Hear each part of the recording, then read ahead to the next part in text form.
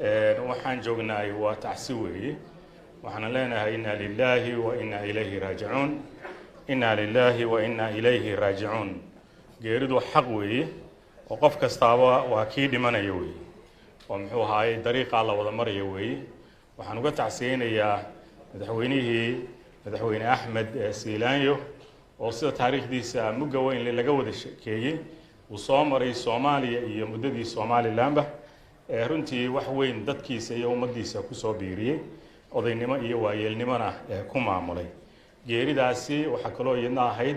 inuu muxuu ahaa runtii isla maalinta maalmaha geeriyooday ambassador Yusuf Deg oo isagana muxuu ahaa runtii geeriyooday waxaan leenahay labadoodaba Allah naxariistii janno ka waraabiyo ehelkii iyo qaraabadiina samir iyo iimaan ka siiyo ummadda Soomaaliyeed ee ka baxeena Ilaahay ka muxuu samir siiyo dhamaanteen waa run geerida waa xaq weeye mar horaan muxuu ahaayay ereyo kulaha weynihii oo imee waalidkayga beeriyo waxgiyo rasuulkiyo wax la hubo wad baa jira waxa aan la huri karin waa hoyga aakhiro inaan xasuusnaano waxaan qofna aanu huri karin marka waaxido Allah ayow inta waagu dhiman yahay ama geeri wali tahay wadada khayrkiyo nagu weeci eebo Soomaad gar marka muxuu ahaay in Ilaahay khayrka nawaafajiyo inaan Ilaahay barino taasi waa mid ay wada sugayso xasuus bay nagu tahay dariiqa nin weyn madax iyo qof kastaaba meesha uu muxuu ahaa mari doono ay tahay waxaan uga tacsiyeynayaa marka ummadda Soomaaliyeed runtii madaxweyne Siilaanyo taariikhda waxa lagu xasuusto wax badan baa laga sheekeeyay anigu waxaan runtii ku xasuustaa kuna amaana una duceeyaa waxa weeye maalintii go'aanka masiiriga uu qaatay ee wili wada hadalka Soomaaliya iyo Somaliland in la furo maalintii ku dhawaaqayaan waxaan joogay Burco ururada xisaabtii marka muxuu ahaayay dalkan kamid ahaa inagoo halka joogna aqoonyahan fara badana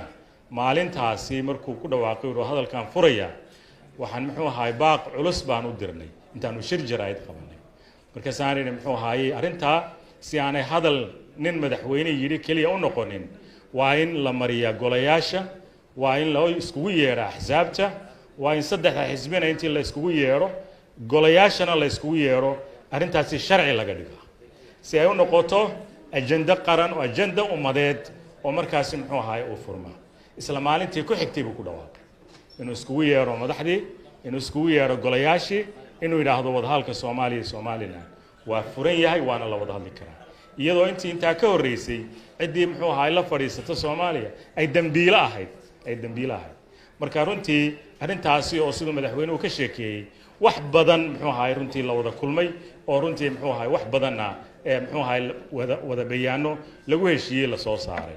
waxa kaloo iyadna runtii muxuu ahaay muhiim ahayd inuu xilliyo badan oo halkan joognay isagu ogolaa oo muxuu ahaay diyaarna u ahaa in siyaasiyiintu ay tagaan muxuu ahaa la isku furmo oo Soomaali muxuu ahaay la booqdo oo qaar badan oo naga mid yihiin ay booqdeen fariinta u dambeysay waxa weeye waxaan bogaadinaynaa doorashada ka dhacday muxuu ahaay Somaliland sida quruxda badan ee xaragada leh uga dhacday fariintaan u dirayaa madaxda joogta oo aan kamid ahaa dadkii xisbiyada aasaasay muxuu ahaay taabageliyay aan kamid ahaa waxa weeye in dariiqa wada hadalka iyo midnimada iyo sudoonista ummadda Soomaaliyeed iyo legacy-ga uu ka tagay muxuu ahaay Axmed Maxamuud Siilaanyo in hore loo sii wado oo dadka muxuu ahaa midnimadeedii iyo ummadda isku keenisteeda laga shaqeeyo danaha ummadeed mid kala muxuu ahaay baxaya ama kala tagaya aysan ahayn waana rajaynayaa muxuu ahaay hoggaanka cusubi inay ka aad u fahamsan